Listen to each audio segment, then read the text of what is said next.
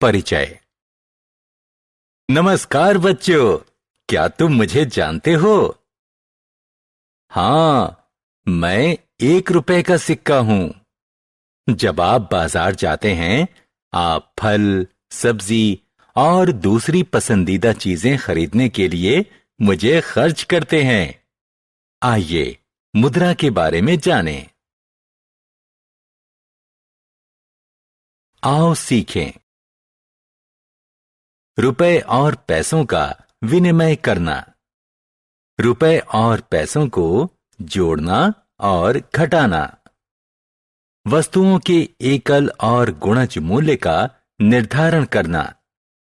कुल मूल्य का निर्धारण करना।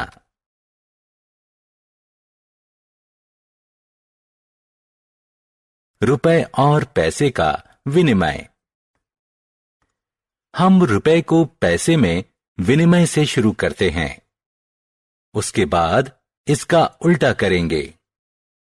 1 रुपया 100 पैसे या 2 50 पैसे के बराबर होता है।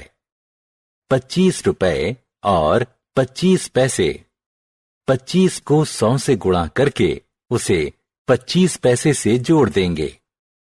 यह 25 100 जमा 25 पैसे हो जाएगा। हम इसे 2525 पैसे कह सकते हैं। आश्चर्य, इतना सारा पैसा!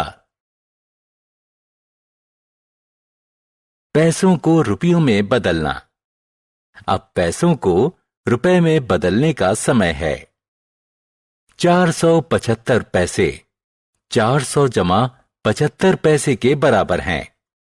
हम जानते हैं कि 400 पैसे 4 रुपए के बराबर हैं। अतः हम इसे 4 रुपए और 75 पैसे के रूप में लिख सकते हैं।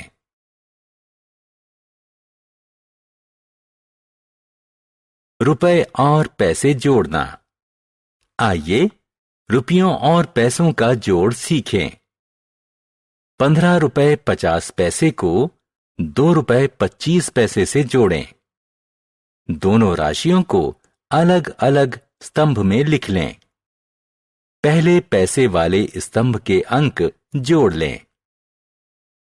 50 पैसे जमा 25 पैसे का योग हुआ 75 पैसे। अब रुपए वाले स्तंभ को जोड़ लें। 15 जमा 2 हुआ 17। अतः योग हुआ 17 रुपए और 75 पैसे।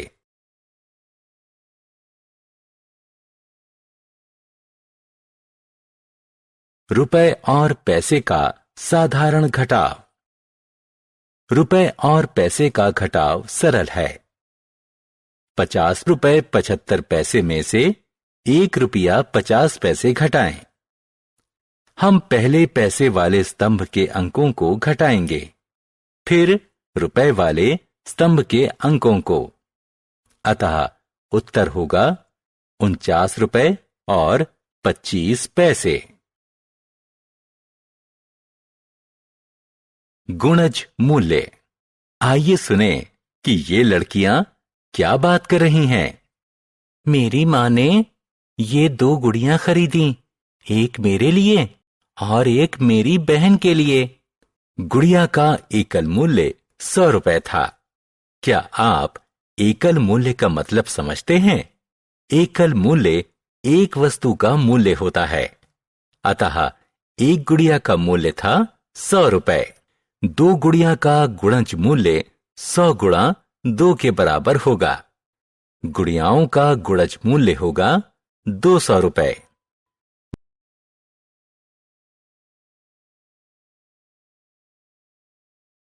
मूल्य का निर्धारण। मूल्य का निर्धारण विभिन्न वस्तुओं के कुल मूल्य को जोड़ना होता है।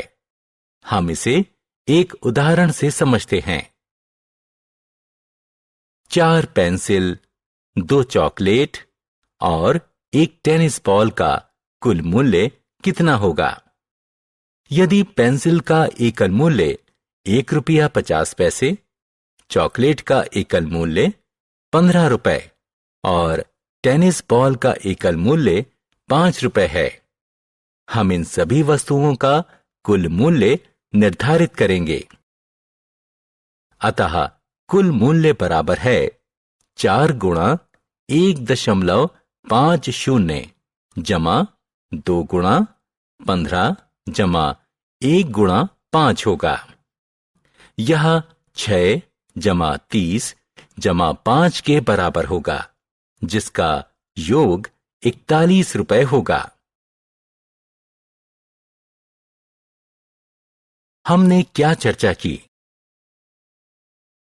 1 रुपया 100 पैसों के बराबर होता है। एक वस्तु के मूल्य को एकल मूल्य कहते हैं। गुणज मूल्य की गणना एकल मूल्य को वस्तुओं की संख्या से गुणा करा के करते हैं। मूल्य निर्धारण विभिन्न वस्तुओं के मूल्य को जोड़ना है।